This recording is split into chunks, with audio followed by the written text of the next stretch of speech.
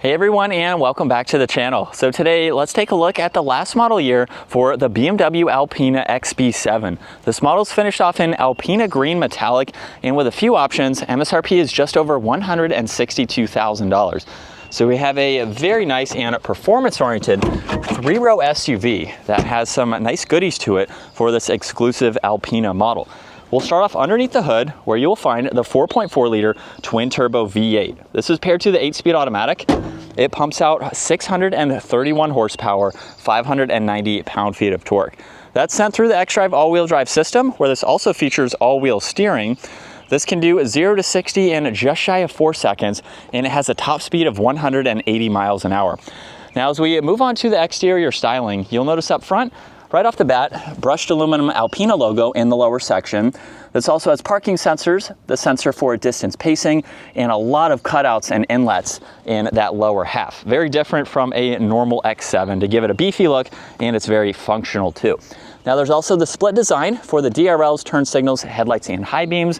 More brushed accents for the kidney grille, where there's the forward camera and then the active grille shutters. You'll notice the normal BMW badge up top and very nice lines that come down the hood.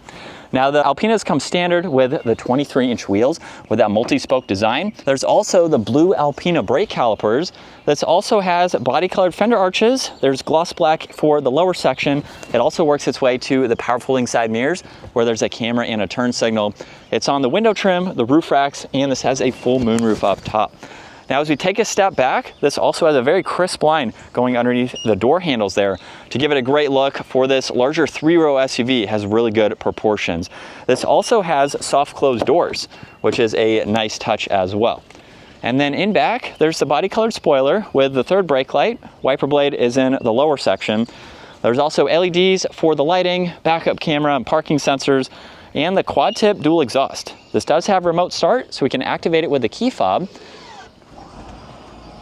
and then also deactivate it too, so just by triple tapping on the lock button.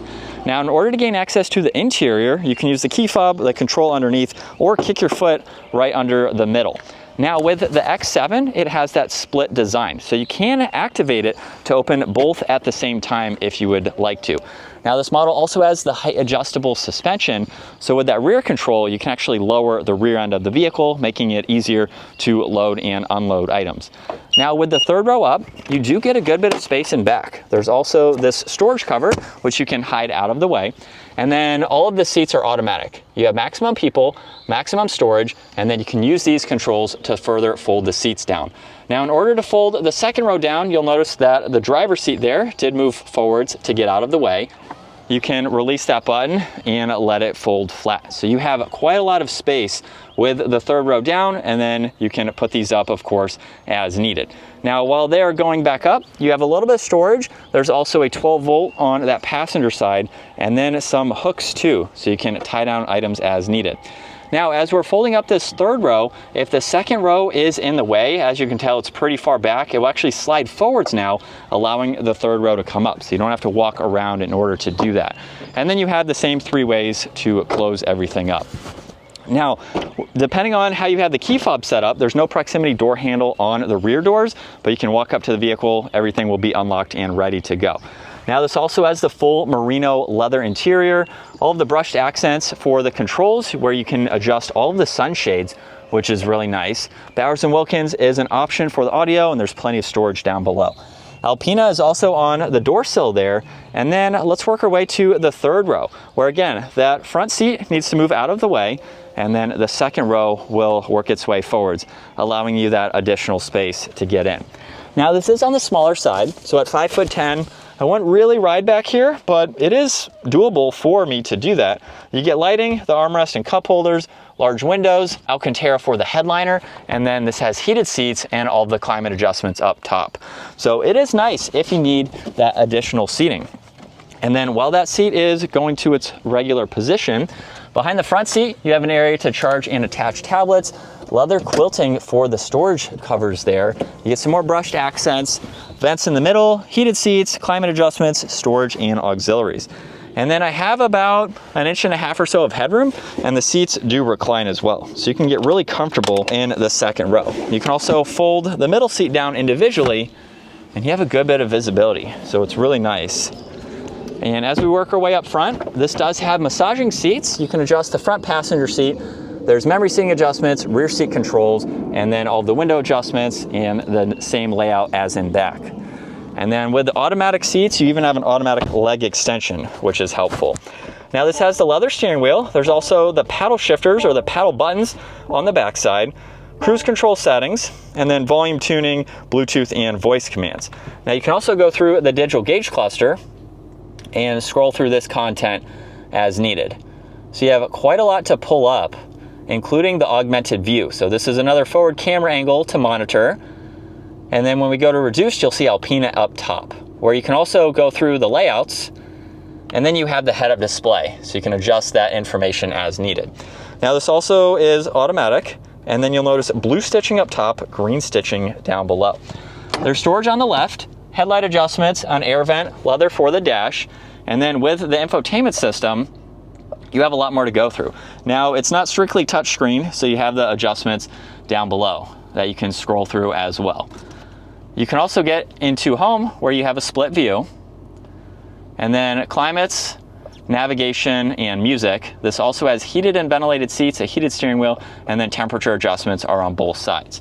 There's vents underneath that, volume tuning, hazards, and defrosters, and then wireless charging, auxiliaries, and heated and cooled cup holders, which is really neat. There's also this exclusive plaque up top, and then with it in reverse, you have no shortage of visibility. So you can go through the whole vehicle here and even look at the 3D view, which is nice.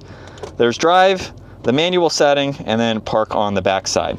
Traction control, parking sensors, and then below that, there's sport mode and comfort mode. This also has a hill descent control, auto hold, the e-brake, and the height adjustment. There's also an auxiliary and the armrest, and then you have a locking glove box, garage door buttons up top, dome lights, and the control for the sunshade and sunroof. And then with this being a 3-row SUV, you still have a good bit of glass to easily see over both shoulders. And with it still in sport mode second gear, here we go.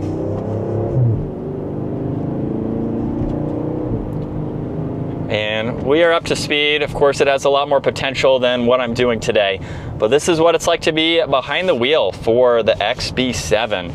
Very identical to a normal BMW X7. We do have a lot of the Alpina additions, of course, and a little bit more of an upscale interior with some of the badging and some of the features too. So if you want the top X7 with all of the bells and whistles, you can do a few other options as well. Bowers & Wilkins is an option for this particular model, along with a few other goodies. So you can still spec this in a way that suits you best, but a lot of this is going to be standard for this SUV. Now, like I said, with owning my X5, I have about 4 years of ownership with the X5 in general. This is going to ride very similar, especially with this adaptable suspension. It makes it so comfortable to drive without feeling too loose at the same time. So if you want a really plush riding vehicle, especially with the standard 23-inch wheels, I have 22s on my X5. My current X5 has the M Sport suspension, so it is a little bit stiffer than these wheels with this adaptable suspension. So it's still going to give you a really comfortable feel and drive. And this is something that you can rack up the miles with and transport people and just have a very luxury focused SUV. So one more mild acceleration. We can hear a few of the pops from that exhaust. But that is going to wrap it up for the BMW Alpina XB7. Once again, a huge shout out to Hendrick BMW Charlotte for providing this SUV for me today. Take a look at their website, give this video a thumbs up if you enjoyed it, and consider smashing that subscribe button so you can stay up to date with our daily uploads. I'll see you all in the next video.